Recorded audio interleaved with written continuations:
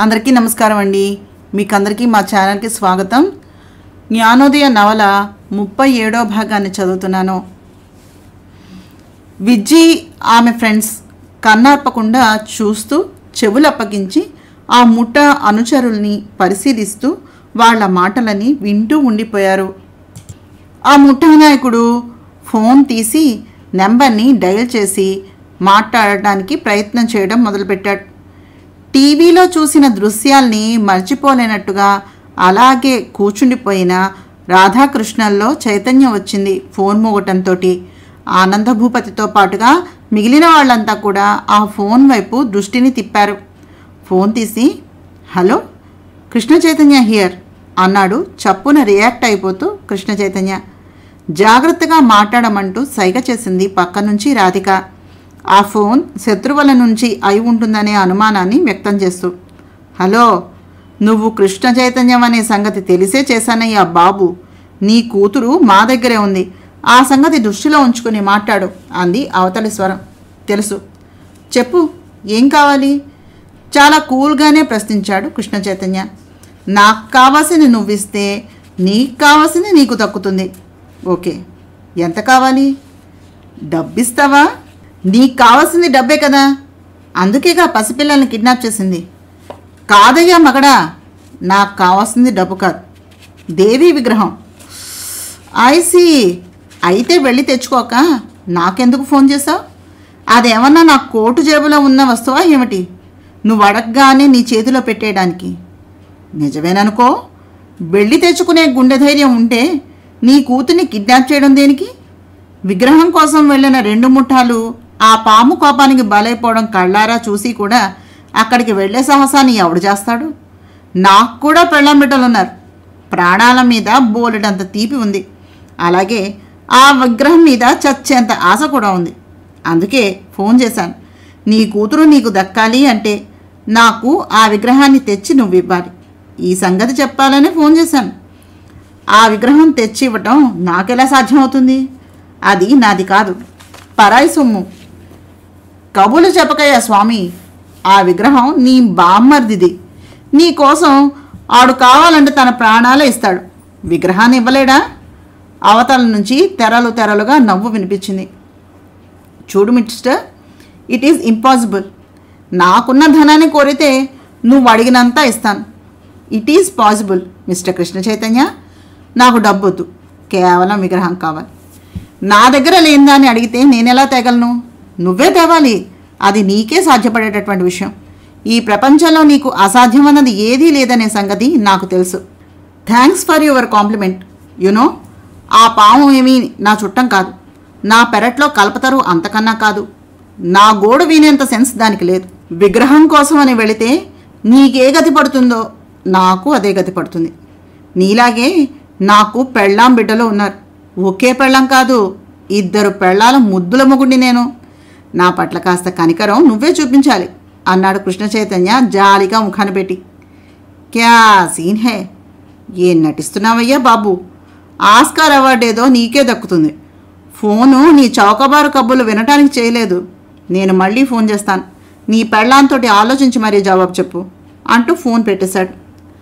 ఏమిటి రాధా ఈ చిత్తక్షోభ? వీడు విగ్రహం కావాలంటాడు, పైగా కూతురు కావాలంటే తనకి విగ్రహం తెచ్చి ఇమ్మంటాడు. ఇప్పుడు విజ్జి కోసమని ఆ విగ్రహం జోలికి నేను వెళితే ఆ పాము నన్ను మాత్రం ఊరికే వదిలేస్తుందా? ఇప్పుడేం చేయాలి? కావలసినంత డబ్బు ఇస్తానా నాయన అంటే వినుడు. ఆ దేవి విగ్రహం స్వంతమైన వాళ్ళు బాగానే ఉన్నారు, మధ్యలో ఈ ప్రాణ సంకటం మనకి వచ్చిందేమిటి? ఆ విగ్రహం నా బాబుగారి ముల్లిలాగా అనుకుంటున్నాడు రాస్కేల్. విజ్జిని ఎలా కాపాడుకోవాలి? నాకేమీ బోధపట్టం లేదు. అటు చూస్తే పద్మ మాయమైపోయింది, వాడు కూడా విగ్రహాన్ని కోరితే ఏమిటి? కోరతాడు. విగ్రహం కోసం వెళ్ళిన వాళ్ళకి ఏ గతి పడుతుందో చూసిన వాళ్ళు ఆ సాహసం చేసి ప్రాణాల మీదకి ఎలా తెచ్చుకుంటారనుకున్నారు? అసలు అక్కని విజ్జిని కిడ్నాప్ చేసిందే ఆ విగ్రహం కోసమని. కృష్ణ చైతన్య మాటలు పూర్తి కాకుండానే అతని అనుమానం నిజమని ధృవీకరించినట్టుగా అంది రాధ సాలోచనగా చూస్తూ. ఆ విగ్రహం మనకి మాత్రం ఎలా వస్తుందమ్మా తీసుకుని వెళ్ళి ఇవ్వటానికి? కృష్ణ అన్నట్టు ఆ విగ్రహం ఏమన్నా మన సొంతమా ఏమిటి? కావాలన్న ప్రతివాడికే చేతిలో పెట్టేందుకు అదేమైనా ఆటబొమ్మ, ఆదిపరాశక్తి. దాన్ని మనం ఎలా ఇవ్వగలం? ఈ సమస్యలేమిటి? అక్షరాల శాస్త్రి గారు ఆనాడు చెప్పినట్టుగానే వచ్చేస్తున్నాయి ఆపదలన్నీ చుట్టుముడుతూ. ఇప్పుడు వీటి నుంచి మనకు విముక్తి ఎప్పుడు లభిస్తుంది?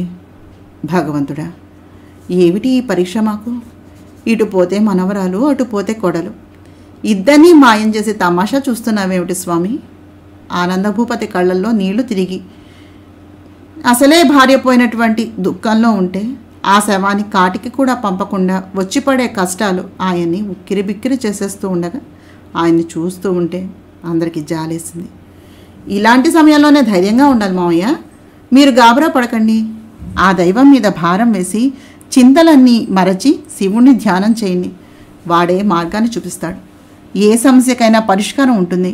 అది మనకి తెలియనప్పుడు, మన చేతుల్లో లేనప్పుడు, మనం పరిష్కరించలేము అనుకున్నప్పుడు దాన్ని కాలానికి వదిలేయాలి. కాలం తెలియని మార్పులు, పరిష్కరించలేని సమస్యలు ఏమీ ఉండవు. అది నా నమ్మకం అంది రాధ గంభీరంగా మారిపోతూ. ఇంతలో మళ్ళీ ఫోన్ మోగింది. మళ్ళీ వీడెవడో సందేహంగా చూశారు ఆనందభూపతి. స్వర్ణ, నాన్నా, టీవీలో న్యూస్ గురించి చెప్తోంది. చూశాను స్వర్ణ, అంతా టీవీలో వచ్చింది. నువ్వు రాజు తాతగాని వెంట పెట్టుకుని పిల్లలతోటి బయలుదేరి ఇక్కడికి వచ్చేయండి. పిన్ని కనకాంబిక కాలం చేసింది. ఆవిడ అంతిమయాత్రను పూర్తి చేద్దాం. తర్వాత మిగిలిన విషయాల గురించి ఆలోచిద్దాం. ఉంటాను అంటూ ఫోన్ ఆఫ్ చేశారు గాఢంగా నిట్టూరుస్తూ కృష్ణ చైతన్య. ఆ రాత్రి 12 అయ్యేసరికి స్వర్ణ కుటుంబం, తెల్లవారి 4 అయ్యేసరికి పూర్ణాంబిక కుటుంబం, 8 అయ్యేసరికి కనకాంబిక తాలూకు బంధువులు, ఆనందభూపతి బంధువులు, పద్మాంబిక తరపున వారు, రాధిక తండ్రి తాలూకు సుచిత్ర తాలూకు వారు, భూపాల భూపతి పరివారంతో సహా అంతా వచ్చేశారు. ఆ కృష్ణాపురం ఎస్టేట్ జనం 50 మంది వచ్చేశారు. దాంతోపాటుగా మంత్రులు, కలెక్టర్లు, బిజినెస్ మ్యాగ్నెట్లు, పోలీస్ పటాలంతో అధికారులు అంతా వచ్చారు. ఎక్కడ చూసినా జనము, కోలాహలము, మీడియా. కనకాంబికను ఘనంగా సాగనంపేశారు. ఆనందభూపతి భార్యగా, మర్యాదగా. ఎవరి వల్ల వెలుగులోనికి వచ్చిందో కనకాంబిక రాధికకు విషం తినిపించి తన చావుని తనే తెచ్చుకుని బలవన్మరణం పాలైందని. అది వినగానే మీడియా వాళ్ల ప్రశ్నలకు భూపాల భూపతి స్పందించి మొత్తం అంతా లోకానికి తెలియజేసి తన పాపాన్ని ప్రక్షాళన చేసుకున్నాడు. విజ్జీకి ప్రాణాపాయ పరిస్థితి వచ్చినప్పుడు రాధిక శ్రీకృష్ణ పరమాత్మను అత్తగారు పూజించిన కుంకుమ తీసుకుని వచ్చి చనిపోయింది అనుకుని ఆశ వదిలేసుకున్న విజ్జీని బతికించి పునర్జన్మను ప్రసాదిస్తే ఆ రాధికను తన కూతురు కాపురంలో నిప్పులు పోయటానికి వచ్చిన శత్రువులా భావించి తను ఆ పిల్లను అడ్డు తప్పించడం కోసం ఆమెనుకు తన సరదాను తీర్చుకుని అపవిత్రం చేస్తే ఆ పిల్ల శరీరాన్ని కృష్ణ చైతన్యకి సమర్పించలేక ఆత్మహత్య చేసుకుని చేస్తే తన కూతురు సవితి పోరు తప్పుతుందని, జగదేక సౌందర్య రాసైన ఆ పిల్లను భోగించిన తృప్తి తనకు లభిస్తుందని, రాధికను కిడ్నాప్ చేసి బలాత్కరించాలనే ఉద్దేశంతో తను ఆ పిల్లను తాకబోతే మొదట ఆ పిల్ల తన కూతురు పద్మాంబికలా కనిపించటం, తర్వాత సింహంలాగా తన మీదకు దూకినట్టుగా తోచి తను మూర్చబోయి రాధిక పవిత్రతను గురించి తన కూతురికి కనకాంబికకు చెప్పి ఆ ఇద్దరి మనస్సులు మార్చాలని ప్రయత్నించి విఫలుడైపోవటం. కనకాంబిక తన మాటలు నమ్మక తండ్రిలాంటి ఆనందభూపతితో రాధకు సంబంధం అంటగట్టి రాధిక అడ్డు తొలగించాలనే పన్నాగంతో శ్రీరామనవమి రామచంద్రుని ప్రసాదమని పాయసంలో విషాన్ని కలిపి రాధికకు తినిపించి చంపాలని ప్రయత్నించి తనలాగే దైవాగ్రహానికి గురై తన మీదకు సింహం ఉరికి చంపబోతోందనే భయానికి లోనయ్యి 10 ఏళ్లు అదే భ్రాంతిలో నరకయాతనను అనుభవించి అమాయకురాలైనటువంటి కోడలిని, భర్తను అనుమానించి చేసినటువంటి పాపానికి ప్రతిఫలాన్ని అనుభవించి మరీ చనిపోయింది. సింహం తనని చంపబోతోందని అరుస్తూ గోల చేసి ఎవరికి నిద్రాహారాలు లేకుండా చేసి తను నిద్రాహారాలకు దూరమై చచ్చిందని స్పష్టంగా చెప్పి అందరి అనుమానాలను నివృత్తి చేసి తన పాపాన్ని కడిగేసుకుని రాధిక పాతివ్రత్యం గురించి ప్రపంచానికి విస్మయాన్ని కలిగించాడు.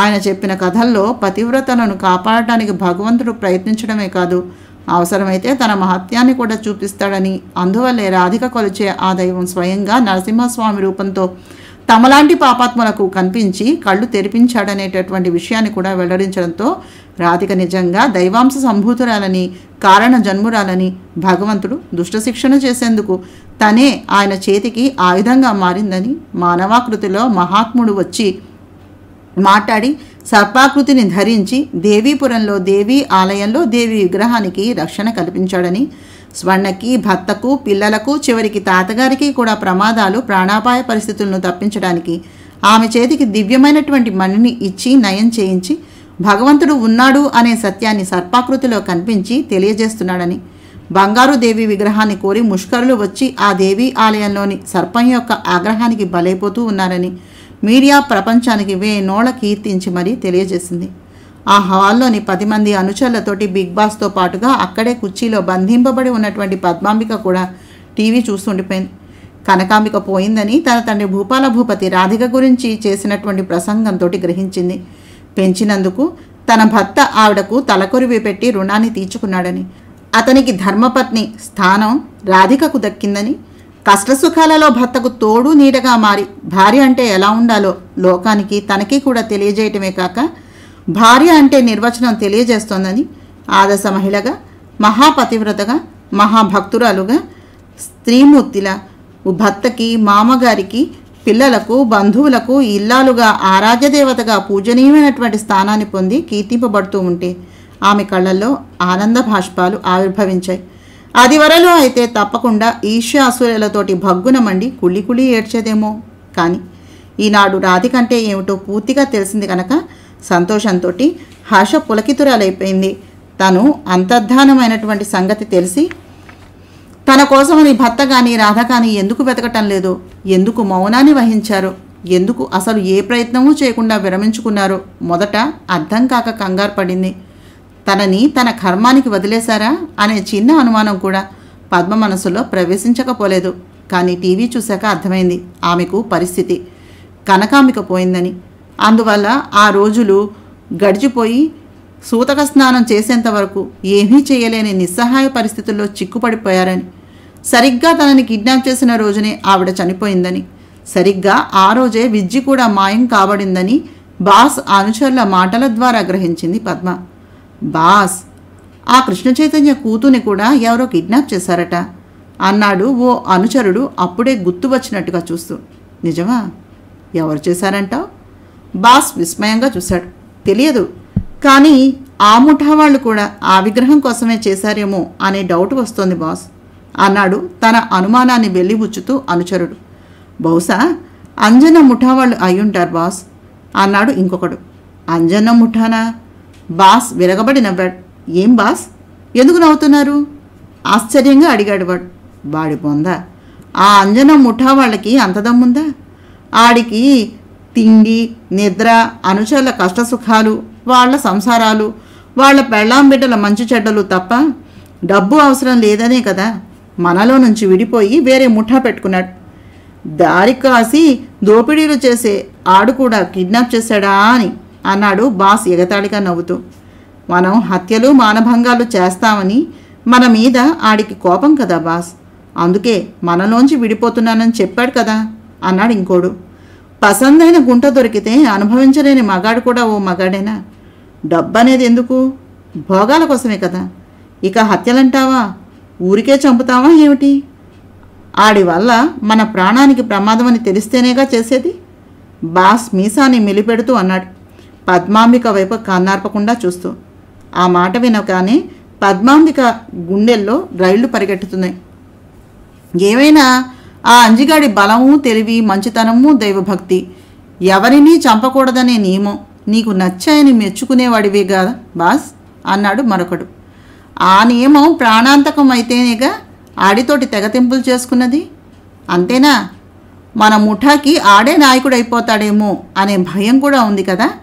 ఆ మాఫియా వాళ్ళ మంచితనం మనకి సంపాదించి పెట్టింది కూడా ఆడేగా.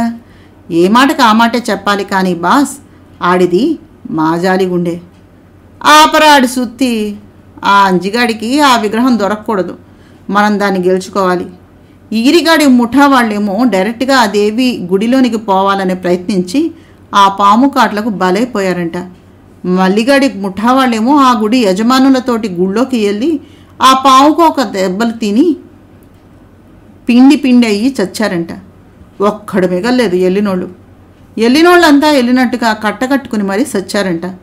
అందుకేగా మనం తెలివిగా దీన్ని ఎత్తుకొచ్చింది. దీన్ని ఇడిచిపెట్టాలంటే ఆ విగ్రహం మనకి ఇవ్వాలని బేరం ఆడదాం. ఆ ఫోన్ ఇట్టతే అన్నాడు boss.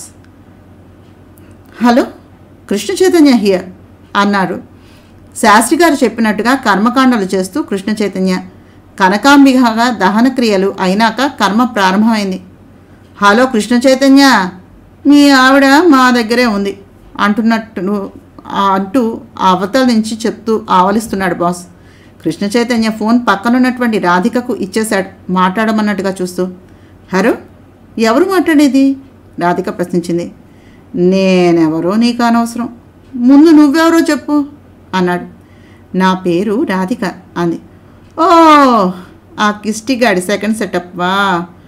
Don't talk rubbish. Phone పెట్టేయిపోయింది. ఆగవేసేలక, ఆడి పెళ్ళం పద్మ మా దగ్గర ఉంది అన్నాడు గబగబా. నీ దగ్గర? రాధిక నొసలు ముడివేసింది. నా దగ్గరే, అది కూడా క్షేమంగా ఉండాలంటే. ఏం కావాలండి మీకు? అదే బంగారు దేవి విగ్రహం. అది మాది కాదండి. మాది కాని దాన్ని మేమేలా ఇవ్వగలుగుతాము? అది నాకనవసరం. ఆ విగ్రహం కోసం వెళ్ళిన వాళ్ళు దానికి బలిదానంగా మారిపోతున్నారు కనుక మేము ఈ ప్లాన్ వేసుకున్నాం. నువ్వేం చేస్తావో నాకు తెలీదు. నీకు నీ సవితి కావాలనుకుంటే నాకు ఆ విగ్రహాన్ని ఇవ్వాలి, ఖచ్చితంగా చెప్పాడు. ఇప్పుడు మేము ఉన్న ఈ పరిస్థితుల్లో అది ప్రస్తుతానికి సాధ్యం కాదు. మాకు కొంచెం గడువు కావాలి. మా అత్తగారు పోయారు, మేము ఆ బాధల్లో ఉన్నాం అంది రాధిక. విన్నాం, ఐ నో ఇట్. ఎంత గడువు కావాలి ఏంటి? ఇంకో 15 రోజులు పడుతుంది. లేట్, నేను మళ్ళీ చేస్తాను. Just a minute. చెప్పు, ఏమిటి? ఆవిడకు ఎలాంటి ప్రమాదమూ జరగకూడదు. ఆవిడ మీద ఈగ వాలినా నేను సహించాను. మైండ్ ఇట్, హెచ్చరికగా అంది రాధిక. ఆ సంగతి నాకు తెలవదా? అందుకే దాని అందం నోరూరిస్తూ ఉన్నా చేతులు కట్టుకుని కూర్చున్నాను. నాకు కావాల్సింది విగ్రహం. That's good. Radhika phone off చేసింది. రాధిక కంఠం ఫోన్లో విని పద్మకి ప్రాణం లేచి వచ్చినట్టుగా అయింది. ఆమెకు శాస్త్రి గారు చెయ్యి చూసి చెప్పిన విషయాలన్నీ గుర్తుకొచ్చాయి. అంటే ఏదో పెద్ద ప్రమాదమే నీకు రాబోతోందమ్మా. ఆపదలు, కష్టాలు, కన్నీళ్లు అన్నీ అనుభవంలోకి వస్తాయి. అసలు కష్టము, బాధ, దుఃఖం అంటే ఏమీ తెలియని నీకు అన్నీ ఎదుర్కొనే పరిస్థితి వచ్చేస్తుంది అని ఆయన చెబుతూ ఉంటే ఆ క్షణం చాలా నిర్లక్ష్యంగా తీసుకుంది. ఈయన ఏదో చెప్తున్నాళ్లే, అన్నీ నిజమవుతాయా అనుకుంది. చాలా తేలిగ్గా తీసుకుంది. వాస్తవంలోకి వస్తే గాని ఆ ఆపద స్వానుభవంలో ఎంత భయంకరంగా ఉంటుందో అర్థం కాలేదు. చేతులు వెనక్కి విరిచి కట్టేస్తే నెప్పులు పుట్టి ఏడిస్తే గానీ విప్పలేదు. బాత్రూంకి వెళ్ళాలంటే కాపలా, భోజనం చెయ్యాలంటే కాపలా, నిద్ర లేక, నిశ్చింత లేక, ఏ క్షణంలో ఏం జరుగుతుందో అనే భయంతో, టెన్షన్తో ఎవరు మాట్లాడుతూ ఉన్నా కంగారే. ఏ శబ్దాలు విన్నా భయమే. ఎవరు తన వైపు చూసినా అనుమానమే. ఏం చేస్తారోనని నిద్రలో కూడా చిన్న అలికిడి వినిపించినా ఉలిక్కి పడుతూ క్షణాలు గడిచే కొద్దీ మనస్తాపాన్ని భరించలేని ఆందోళన జనిస్తూ ఉంటే శాస్త్రి గారు చెప్పిన ప్రమాదం యొక్క స్వరూపం ఎంత భయంకరంగా ఉంటుందో తెలిసి వచ్చింది పద్మాంబికకు. భగవంతుడా, వీళ్ళ బారి నుండి ఎప్పుడు విముక్తి నాకు అని వలవలా ఏడుస్తూ, రాధా, నిన్ను మానసికంగా హింసించి బాధపెట్టినందుకు శిక్ష ఇప్పుడు అనుభవిస్తున్నానే అని కుమిలిపోతుంది. కనకాంబిక పోయి 5వ రోజు. రాధిక ఆవిడ ఫోటో ముందు దీపాలను వెలిగిస్తోంది. పూర్ణ, స్వర్ణ ఎవరి దగ్గర ఉండని శైలజ ఏడుస్తూ రాధికను వెతుక్కుంటూ వచ్చేస్తోంది. ఆ పిల్లకు తల్లి కనబడక ఒకటే దిగులు. ఇంటి నిండా జనం, హడావిడి, ఏడుపులు. కనకాంబిక తాలూకు బంధువులు వచ్చి బుడిబుడి దీర్ఘాలు తీస్తూ తమ అపారమైనటువంటి ఇష్టాన్ని, ఆత్మీయతను, ఆపేక్షను చాటింపులేస్తూ కృష్ణ చైతన్య ఏమాత్రం రిలాక్స్గా కనిపించినా తమకి ఉద్యోగాలు కావాలనో, వాళ్ళ అమ్మాయికి పెళ్ళి అనో, ఇల్లు కట్టుకుంటాము అంటూ, అప్పులు ఉన్నాము అంటూ, రోగాలతో బాధపడుతున్నామనో చెప్పి సాయాన్ని కోరుతూ ఉండేవారు. ఇప్పుడు కాదు, ఈ రోజులయ్యాక గుర్తు చేయండి అని వాళ్లకు చెప్పి పక్కకు పంపించేసేవాడు. శ్రీనివాస్ కుటుంబం, రాజన్న కుటుంబం ఇక్కడే ఉన్నారు. ఎవరి నోట విన్నా దేవీపురంలోని పాము గురించే ప్రస్తావన. రాధికను ఇంకా వివరాలు అడిగి తెలుసుకోవాలని చాలా ఉత్సాహాన్ని ఫీల్ అయ్యేవారు. కానీ ఆమెకు ఆ తీరిక ఎక్కడిది? వచ్చిన వాళ్లను ఆదరిస్తూ అత్తగారి కర్మకాండలు శ్రద్ధగా జరిపిస్తూ ఎవరికి ఏం కావాలో చెబుతూ ఏం చెయ్యాలో చెబుతూ మామగారు పిలిస్తే వెళ్ళి మాట్లాడి సలహాలను ఇస్తూ పిల్లల్ని శైలు నందుని సముదాయిస్తూ సంతకాలు సంకోచాలు అన్నీ అంటూ వచ్చే వాళ్లను తీసుకుంటూ అష్టావధానం శతావధానం ఆమె చేస్తూ ఉంటే ఆమెను ఎలా పలకరించాలో ఏకాంతం ఎప్పుడు దొరుకుతుందో తెలియక విసిగిపోతున్నారంతా. ఇంతలో కృష్ణ చైతన్య వచ్చి రాధా ఐజీ గారు ఫోన్ చేశారు అని చెప్పాడు. దేనికి? అత్తగారి ఫోటోకి దండ వేసి వస్తూ అడిగింది. దేవీపురంలోని దేవీ ఆలయాన్ని మాఫియా వాళ్ళు బాంబులతో లేపేయాలనుకుంటున్నట్టుగా సమాచారం అందిందట అన్నాడు. ఎందుకు? అర్థం కానట్టుగా చూసింది. బాంబులతో ఆలయాన్ని దాని కనిపెట్టుకుని ఉన్న పాముని లేపేస్తే దేవీ విగ్రహం సునాయాసంగా దొరుకుతుందని ప్లానట. ఆ పాము ఉండగా ఆ గుడి దగ్గరకు వెళ్ళటమే అసాధ్యం కనుక బాంబు దాడితో ఆ పామును అంతం చేస్తే అండర్ గ్రౌండ్లో ఉన్నటువంటి దేవీ విగ్రహం సునాయాసంగా దొరుకుతుందని వాళ్ళ ఆశట. నేనేం చెయ్యాలండి? నేనేం చెప్పాలి? నిన్నడిగి చెప్తానని చెప్పాను. వాళ్ళకి ఏ విధంగా ఆ దాడికి ఎదుర్కోవాలో అర్థం కావటం లేదట అన్నాడు రాధను కుతూహలంగా చూస్తూ. జరిగేది చూస్తూ చుట్టుపక్కల ఇళ్లను ఖాళీ చేయించి ప్రజలను సురక్షిత ప్రదేశానికి తరలించి వేడుకను చూడమని చెప్పండి. రియాక్షన్ అనవసరం. ఆ గుడి సంగతి విగ్రహం సంగతి ఆ పాము చూసుకుంటుంది. పాముని మాఫియా లేపేస్తుందో మాఫియా అనే పాము లేపేస్తుందో భవితవ్యం చెప్తుంది మనకి. ఇందులో పోలీసుల ప్రమేయం ఉండకూడదు, అనవసరం కూడా. ఇది ఆ దైవానికి సంబంధించినటువంటి విషయం. మన ఇన్వాల్వ్మెంట్ పనికిరాదు. ఆయన్ని గాబరా పడక నిశ్చింతగా ఉండమని చెప్పండి అంది చిరునవ్వుతో చాలా తేలిగ్గా తీసుకుని. కృష్ణ చైతన్య అలాగే అంటూ తల పంకించి ఫోన్లో రాధ మాటల్ని అభిప్రాయాలను ఆయనకు తెలియజేశాడు. పూర్ణ శ్రీనివాసులు సంభ్రమంగా చూస్తూ ఉండిపోయారు. ఎందుకంటే అంతవరకు వాళ్ళు ఆ పాము గురించి అంతా చెప్పింది విన్నారే గాని చూడలేదు. చూసే తరుణం ఎప్పుడొస్తుందా అని 1000 కళ్ళతో ఎదురు చూస్తూ ఉంటే ఆ సమయం వచ్చేస్తుంది అన్నట్టుగా రాధిక మాటలు ధృవీకరించాయి.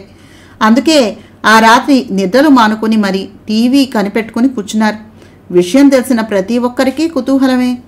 బాంబులతో మాఫియా గ్యాంగ్ దాడి చేస్తే గుడి భూస్థాపితం అయిపోతే గుడిలోని కెమెరాలు చుట్లు చెట్లనున్నటువంటి కెమెరాలు పేలిపోవా? అప్పుడు ఈ సంగతి ప్రపంచానికి అక్కడ ఏం జరుగుతుందో ఎలా తెలుస్తుంది అని అందరికీ అనుమానాలు వచ్చేసాయి. మీడియా పోలీస్ సిబ్బంది వాళ్ళ డ్యూటీ నిర్వహణ తప్పక గుడి కనిపించే విధంగా వాచ్ చేస్తూ ఉన్నారు. సరిగ్గా రాత్రి 12 అయింది సమయం. పిల్లల్నిద్దరినీ నిద్రపుచ్చుతూ హాల్లో టీవీ ముందు కూర్చుంది రాధ. ఆమెని పర్యవేక్షించి అంతా ఆ కుటుంబ సభ్యులు కూర్చున్నారు. రాధ అలవాటు కనుక తల్లి కనిపించకపోయినా శైలు 1-2 సార్లు అడిగి ఊరుకుంటోంది. పేచీ పెట్టనందుకు అంతా సంతోషించారు. ఆ పాము ఏం చేస్తుంది? గుడితో పాటు పేలిపోతుందా? పారిపోతుందా? అందరూ ఉత్కంఠతతోటి చూస్తూ ఉన్నారు. ఆ వార్త వినగానే పద్మని కిడ్నాప్ చేసిన బాస్కి, విజ్జీని, పిల్లల్ని కిడ్నాప్ చేసిన అంజనకి కూడా మాఫియా మీద అనుమానాలు వచ్చేశాయి. విగ్రహాన్ని ఎలాగైనా సంపాదించమని తమకు చెప్పి డబ్బు ఆశ చూపించినటువంటి మాఫియా ఇప్పుడు ఇలా గుడిని పేల్చేయడం ఏమిటి? గుడితో పాటు విగ్రహం పేలిపోదా అని అనుమానం వచ్చేసింది. మాఫియా వాళ్లను నమ్ముకోవటం కంటే స్వంత తెలివితేటలను నమ్ముకుని ఆ విగ్రహాన్ని క్యాష్ చేసుకోవాలి అనిపించింది. అయినా ఏం జరుగుతుంది? 12 అయ్యేసరికి ఎక్కడి నుంచి వచ్చారో తెలియనటువంటి విధంగా 100 కార్లు జనంతో పాటుగా వచ్చి గుడి చుట్టూ ప్రదక్షిణంగా ఆగాయి. వాటిలో బాసులు కార్లలోనే కూర్చుని అనుచరులను పురమాయించారు. ఎంత లేదన్నా 25 ముఠాల వాళ్ళు ఉండుంటారు. ఒక్కో కారుకి 5 చొప్పున కనీసం 500 మంది ఉండవచ్చని అంచనా వేశారు పోలీసులు. గమనించడం తప్ప రియాక్షన్స్ ఏమీ లేవు. మీడియా అలర్ట్ అయి ఉంది. కనీసం 100 మంది కాలు దిగి బాంబులు విసరటాన్ని మొదలుపెట్టారు. అంతే. పెద్ద విస్ఫోటంతో ఆకాశంలో ఓ పెద్ద వెలుగు, అందులో 6 తలల సర్పం ప్రత్యక్షమై వేసిన బాంబులు గాలిలో తేలి వస్తూ ఉంటే నుచ్చు గహ్వారంలాంటి నోళ్లు తెరిచి ఆ వచ్చే బాంబుల్ని గాలిలోనే క్యాచ్ చేసేసింది. తలలు విసిరి నోట కాల్చి పట్టుకున్న బాంబులన్నీ ఆ నోటిలోకి వెళ్ళిపోయాయి. ఆ సర్పం యొక్క ఆది మధ్య అంతం తెలియని విధంగా తోకతో బాంబులు విసిరే వాళ్లను పట్టుకుని ఈడ్చి పక్కనే ఉన్న పెద్ద కొండకేసి చావబాదుతూ నోటితో భయంకరమైన విషయాన్ని వెదజల్లుతూ ఉంది. ఆ జ్వాలలు వచ్చి కాళ్ళలోకి సోకి కాళ్ళతో పాటుగా 500 మంది 100 కార్లు భూస్థాపితం అయిపోతూ ఉంటే కొన్ని కార్లు పేలిపోయాయి. మరికొన్ని భూమిలో దిగబడి అడ్రస్ లేకుండా మాఫీ అయిపోయాయి. మాఫియా గ్యాంగ్ సభ్యులు 500 మంది మృత్యుదేవతకి అల్పాహార విందుగా మారిపోయారు. గుడిని భూస్థాపితం చేసేయాలని వెళ్ళి వాళ్లే భూస్థాపితం అయిపోయారు. ఎలా ప్రత్యక్షమైందో అలాగే అదృశ్యమైపోయింది ఆ పాము. బాంబుల్ని ద్రాక్ష పళ్ళల్లాగా చప్పరించేసిన పాము ఏమీ కాలేదు. చుట్టుపక్కల ఇళ్లన్నీ క్షేమంగా ఉన్నాయి. ఆ కాలు వచ్చి ఆగిన రోడ్లు కూడా యథావిధంగా ఉన్నాయి. కాళ్ళ శకలాలు తప్ప అక్కడ చచ్చిన వాళ్ల బాడీలని భూదేవి మింగేసినట్టుగా ఆనవాళ్లు కూడా లేవు. పోతే కొండకేసి కొట్టి చంపిన వాళ్ళ శవాలు మాత్రమే దొరికినాయి. It is really very strange. ఇలాంటి అద్భుతం కనలేదు, వినలేదు. వార్తలు హోరెత్తిపోతూ ఉన్నాయి. రాధిక శాంతి శ్వాసను విడిస్తే అంతా హర్షధ్వానాలు చేశారు. చెట్లకు ఉన్న కెమెరాలు కానీ, చుట్టూ ఉన్న ఇళ్లకి కానీ, గుడికి కానీ, రోడ్లకు కానీ, ఒక్క పువ్వుకు కానీ, రెమ్మకు కానీ ఎలాంటి ప్రమాదము వాటిల్లకుండా తన విషజ్వాలల చేత 500 మంది మాఫియా గ్యాంగ్ని మట్టుపట్టిన దేవతా సర్పం. అది మామూలు పాము కాదు, సాక్షాత్తు ఆ షణ్ముఖుడే ఆ రూపంలో వచ్చాడని మిసెస్ కృష్ణ చైతన్య చెప్తున్నారు. నాస్తికులు నమ్మలేకపోవచ్చు, కానీ ఆస్తికులు కళ్ళారా చూసిన ఈ అద్భుతాన్ని ఎందుకు నమ్మరు చెప్పండి? బంగారు దేవి విగ్రహాన్ని కోరి ఆహుతి అయిపోయిన మాఫియా. ఈ విధంగానైనా మాఫియా పదం వినిపించకుండా అంతమైపోతే పీడ వదిలిపోతుందని సంబరపడుతున్నటువంటి పోలీసు సంస్థ, సాధారణమైనటువంటి జనం, టీవీలు, పేపర్లు హోరెత్తిపోతూ ఉన్నాయి. ఓలమ్మో, ఓరి నాయనో, ఏం పాము, ఏం విషం కక్కింది, దెబ్బకి అంతా మసైపోయినారు బాస్. మనకి ఏ గతి పడుతుందో, ఈ పాముతోటి వ్యవహారం మన చావు కోసం వచ్చిందేమో అనిపిస్తూ ఉంది అన్నాడు ఓ అనుచరుడు. ఈ గ్రహం కోసం వెళ్ళినోళ్ళంతా చస్తే ఆ ఈ గ్రహం కోసమని బిచాణా వేసిన మనల్ని మాత్రం వదులుద్దా ఏంటి ఆ పాము? ఇంకో అనుచరుడు అనుమానాన్ని వెళ్ళిపుచ్చాడు. మాఫియా వాళ్ళు మనకి హ్యాండ్ ఇచ్చేసినట్టే ఆపడుతుంది అన్నాడు మరొకడు.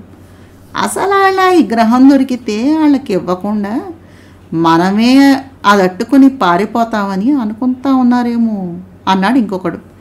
పారిపోతే దాన్ని సొమ్ము చేసుకోవటం మనకెలా తెలుస్తుంది అన్నాడు ఇంకొకడు. ఈ అవ్వారం చూస్తే నాకు ఇంకో అనుమానం కూడా వచ్చేసినదిరా. తీరా నేను ఆ మాఫియా నా కొడుకుల్ని నమ్మి పద్మను ఎత్తుకొచ్చి నా దగ్గర బంధించానని ఫోన్ చేసి మరీ చెప్పేసినాను. ఆ మాఫియా నాయాళ్ళు మన కళ్ళల్లో కారాన్ని జల్లి ఈ పద్మని వాళ్ళు ఎత్తుకుపోతే మనం ఇంటికి చెడిన రేవళ్ళం అవుతాం. అటు ఆ అమ్మోరి ఈ గ్రహము పోద్ది, ఇటు ఈ పద్మ చేజారిపోద్ది. మగాడిగా పుట్టినందుకు ఇలాంటి గుంటతో తొంగుంటేనే సరదా తీరుద్ది.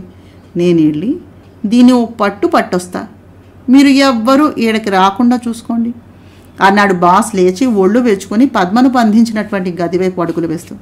వద్దు బాస్, ఆ పని మాత్రం చేయకు. ఈవిని ఏదైనా చేస్తే ఆవిడ ఊరుకుంటుందా? ఆ పావుని అంపుద్దో ఏమో. ఆ పాము పేరు చెబితేనే నాకు ఈరోజునాలు అయిపోతున్నాయి అంటూ అనుచరులు బాస్ని ఆపాలని ప్రయత్నించారు. అయినా బాస్ ఆగలేదు. వాళ్ళ గోల పట్టించుకోకుండా ఖుషీగా ఈల వేసుకుంటూ ఆ గదిలోనికి వెళ్ళి తలుపులు మూసుకున్నాడు. ఈ నాశకాలే ఏ పర్యత బుద్ధియే అని పెద్దలు ఆ పాము ఈడకొస్తే మనం ఏం కావాలా? బాసు ధర్మమా అని ఆ పాము కాట్లకు బలైపోవాలా? ఏటీ కర్మ? అనుచరులంతా తలపట్టు కూర్చున్నారు. ఆ పాము కాటేసేదాకా ఉంటావా ఏరి సన్నాసి? దాన్ని చూడగానే గుండెలు ఆగిపోవు. అనవసరంగా ఈ బాస్ని నమ్మి ప్రాణం మీదకు తెచ్చుకున్నాం.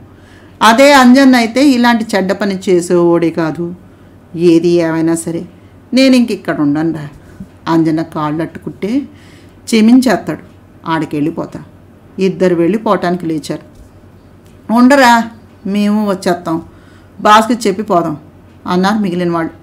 బయట మాటలు స్పష్టంగా విన్న పద్మాంబికకు గుండెలు జారిపోయినాయి. ఆమె భయాన్ని నిజం చేస్తూ బాస్ గదిలోకి వచ్చి తలుపులు మూయటంతో భయాందోళనలతోటి ముచ్చెమటలు పోసేశాయి. భీత హరిణేక్షణలాగా గాబరాగా చూడసాగింది. దగ్గరకొచ్చి నోటికి అంటించినటువంటి టేపు తీసేసి కాళ్లకు చేతులకు కట్టిన తాళ్లను ఊడదీశాడు. గబాన్న లేచి ఆ గదిలో ఓ మూలగా పారిపోయింది పద్మాంబిక. బాస్ విలాసంగా పగలబడినవి. నువ్వు పరుగులెత్తినా అరిచినా నా నుంచి తప్పించుకోవాలని చూసినా ఈ ఏళ నిన్ను వదలనే బుల్లి. మక్కువ తీరా ఓసారి రాయేసలక. నిన్ను చూసిన కాడి నుంచి మా తొందర ఆగును అంటుంది ఎవ్వారం. ఇహ నువ్వు మీ గుడి కాడకి వెళ్ళటం అనేది జరగదు. ఎందుకంటే ఆ మాఫియా నాయాళ్ళు నిన్ను వదిలిపెట్టరు. అంతా తలో చెయ్యి వేసి సరదా తీరాక ఏ బొంబాలోనో బోతల హౌస్కి అమ్మి సొమ్ము చేసుకుంటారు. ఆ తర్వాత నీకు ప్రతి రేతిరి శివరైతిరే అంటూ వచ్చి పద్మను పట్టుకున్నాడు. ముద్దు కోసం అంటూ ముందుకు వంగుతూ. వద్దు వద్దు, నన్నేం చేయకు, నీకు పుణ్యం ఉంటుంది. నీ కాళ్ళకు మొక్కుతాను. నా భర్తని తప్ప ఎవ్వరినీ తాకలేను. నేను చావనైనా చేస్తాను కానీ నా శరీరాన్ని మలినం అయితే భరించలేను అంటూ వంగి బాస్ కాళ్ళు పట్టుకుని బలబలా ఏడ్చేసింది. నా కాళ్ళు అట్టుకుంటే నేను ఒగ్గెత్తానా? నీ అందం, ఆ పొంగులు, ఆ కళ్ళు, ఆ పెదాలు, ఆ తలకట్టు, ఓహో, స్వర్గంలో అప్సరసలు ఎంత అందంగా ఉంటానన్న నేను నమ్మనే. ఓ పాలి తొంగుందని రాయ శిలక, అట్టే బెట్టు చేయకు అంటూ పద్మని ఒడిసి పట్టుకుని నేల మీదకు దొల్లించి పైకి జరిగి పైట మీద చేయి వేశాడు. హే భగవాన్, నన్ను రక్షించు. కళ్ళు మూసుకుని బిగ్గరగా వచ్చింది పద్మ. వెంటనే బుస్సుమని శబ్దం అనిపించింది. ఆశ్చర్యంగా కళ్ళు తెరిచిన పద్మ దిగ్భ్రాంతులైపోయింది. 6 తలల నాగేంద్రుడు బాస్ కళ్ళలోనికి విషజ్వాలలను విసిరాడు. అంతే, కళ్ళు పోయి నిత్తురు వదిలి వరదలై స్రవిస్తూ ఉండగా ఆకాశం విరిగి నెత్తిన పడ్డట్టుగా పెద్ద పెద్ద కేకలు పెడుతూ ఆ గదిలో నుంచి బయటకు పరిగెత్తుకొచ్చి ఆ బాధ భరించలేక గిలగిలా నేలను పడి తన్నుకుంటూ, ఆ పాము వచ్చేసింది రోయ్, నా కళ్ళు కాల్చేసింది రోయ్, ఇక నేను బతకను, నా పని అయిపోయిందిరా అంటూ నోట వెంట నొరగలు వస్తూ ఉండగా నల్లగా మారిపోయిన శరీరంతో విగత జీవుడే పడిపోయాడు. ఆ దృశ్యం కళ్ళారా చూసిన అనుచరులంతా నేల కొట్టిన చిల్లర పెంకుల్లాగా తలో దిక్కుకి పారిపోయారు. బాబోయ్ పాము అని కేకలు పెడుతూ. భయవిఫలంగా పద్మాంబిక మూర్ఛపోయింది ఆశీదన భవనంలోనే ఒంటరిగా. కల్పనాదేవి కలం పేరుతో గాయత్రీదేవి గారు రచించిన జ్ఞానానందం నవలను చదువుతున్నాను. జ్ఞానోదయం నవలను చదువుతున్నాను. నా ప్రయత్నం మీకు నచ్చినట్లయితే తప్పకుండా మా ఛానల్ సబ్స్క్రైబ్ చేసి షేర్ చేసి లైక్ చేసి కామెంట్ చేయండి.